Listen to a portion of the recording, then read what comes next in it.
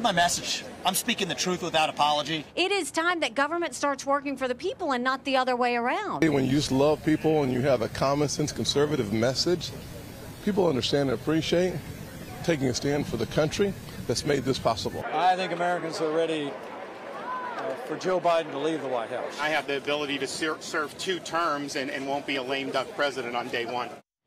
Republican candidates taking their messages straight to Iowa voters. The latest Fox News poll shows former President Trump still the clear frontrunner, but Governor DeSantis has lost some ground, and Vivek Ramaswamy nearly doubled his support from June. A new op-ed suggesting that there may be too many contenders. Quote, the only way to give Donald Trump a real challenge is to consolidate the field early. So far, 5 candidates have met all the criteria to qualify, with a couple left just to sign the pledge. Karl Rove saying this. These things have a way of playing out. But what it really says is the debates on August 23rd and September 27th are going to be very important to the Republican contest, because they're going to be the way that people get to know these candidates, particularly if Donald Trump doesn't participate. It's a way for them to get to know the alternatives and to make judgments about who they like. Matt Mower is the president of Valcour, and a former Republican congressional candidate in New Hampshire is with us, along with Jonathan Cott, former senior advisor to Senator Joe Manchin. Matt, let's start with you, because this debate next Wednesday, as we've been promoting, is going to be a first chance for these candidates to make a first impression. And then what they'll be looking to do is make the public look at them, or at least try to, as a viable alternative to former President Trump. Who's got the best chance, in your estimation, of doing that? Well, look, I'm going to be in that audience on Wednesday and look forward to seeing, hopefully, it looks like now 9 candidates potentially joining. Francis Suarez just says earlier this morning that he qualified. But look, if President Trump shows up, there's going to be a few matchups everyone's going to be looking towards. One is, of course, between Ron DeSantis and Donald Trump. The other is between Chris Christie and Donald Trump, 2 people who know each other very well, very personally acrimonious between the two. And then you're going to be looking to see who else is able to get their message out there. You have some unknown candidates, really. Doug Burgum, who's going to be on the debate stage, potentially Francis Suarez, who this is their first chance to talk to millions of Americans and millions of Republicans about who they are, why they're running, their vision. You know, in New Hampshire, where I'm from, we're fortunate and lucky to be able to get to know the candidates up close and personal, one-on-one. This is America's chance to do the same. Yeah, I mean, it's advantageous financially to be able to do that in a state like either New Hampshire or Iowa. I want to jump to this poll here, Jonathan, and ask you about this, because President Biden, running as an incumbent, suddenly finds himself in potentially some trouble here. Because take a look at the number of Republican candidates who are nipping at his heels. I mean, Donald Trump, of course, is in the lead, but DeSantis is right behind him. Vivek Ramaswamy is only 5 points behind him. Or 6 points behind him, I guess. Does that potentially spell trouble for Biden next year? No, I don't think so. I think we're a divided country. I think no matter who the Democrat or Republican nominee is, you would have about 42% on each side saying they were going to vote for them no matter what. I think what will happen is you're going to have a very contentious primary play out. I think it's going to be just like 2016 all over again. Donald Trump will be the nominee. There'll be a bunch of people who stay on till the end. I think the problem with that is it's hard to tell one candidate, hey, you should drop out, because this other candidate has a better shot of being the alternative to beating Donald Trump, even though you think you are.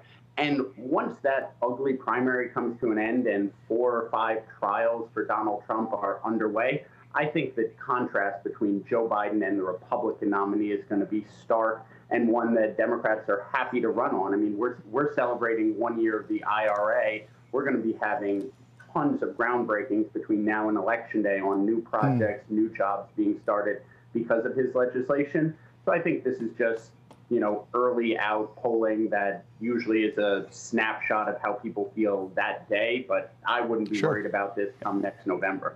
Although, depending on where the special counsel investigation goes, President Biden may have a few issues of his own to deal with. I want to ask you about Vivek Ramaswamy again, Matt, because he had a moment at the Iowa State Fair that went viral when a person who described themselves as pansexual came up and asked him a question. And rather than getting into an argument, as we see so many times in the campaign trail, the two of them had a reasoned discussion, even shook hands at the end and parted ways quite amicably. Vivek was on our program, America Reports, yesterday, and I asked him about it. Here's what he said. I believe we have perhaps our last best opportunity to reunite this nation. That's what I care about above all else. And I'm going to do it by reviving those ideals that set our country into motion 250 years ago. Our diversity is not our strength. Our strength, John, is what unites us across our diversity. E pluribus unum. From many, one. That's what I'm running to revive. You know, some people say based on that, he's got a real chance for a breakout moment next Wednesday, because that is a message that appeals not just to conservatives, but to independent voters as well. Yeah, and look, Vivek Ramaswamy is a talented person. He happens to be a friend. And I'll tell you, he is working it on the ground as hard, if not harder, than almost any other candidate. And it's those moments, those interactions with voters, which is why it's way too early for people to talk about winnowing the field.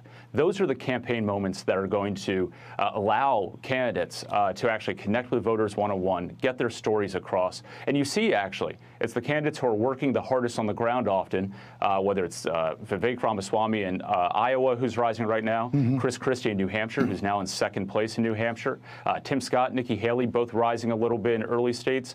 Those are the candidates, and those are the places where they're actually gaining traction because of moments like that. By the way, Iowa and New Hampshire has a history of humbling frontrunners.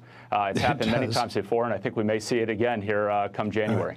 Hey, John, I want to ask you about this real quick, because yesterday we had a leaked debate memo from folks associated with the Ron DeSantis super PAC Never Back Down, suggesting that what DeSantis has to do in the debate is to support Trump and take a sledgehammer to Vivek Ramaswamy. Is this just the folks who are associated with that super PAC and the organization behind it playing a little CYA here to say to Ron DeSantis, if you fall flat, don't blame us, we told you what to do? I think Ron DeSantis' worst day was the day he announced, and it's gotten worse every day after that for him. It just turns out people don't like Ron DeSantis, and a $100 million super PAC leaking memos to say, hey, don't be yourself and be different, and attack a guy that you haven't even recognized as a real opponent, which, by the way, Ron DeSantis should be more focused on Vivek Ramaswamy and Chris Christie than Donald Trump, because he's a lot closer to them. Yeah. So I think this is a bad moment for Ron DeSantis, and it's only going to get worse. All right, we'll see what happens on Wednesday. We got to run. Jonathan Cott, Matt Mower, it's great to catch up with you. Thank you so much. Hey everyone, I'm Emily Campagno. Catch me and my co-hosts Harris Faulkner and Kaylee McEnany on Outnumbered every weekday at 12 p.m. Eastern, or set your DVR. Also, don't forget to subscribe to the Fox News YouTube page for daily highlights.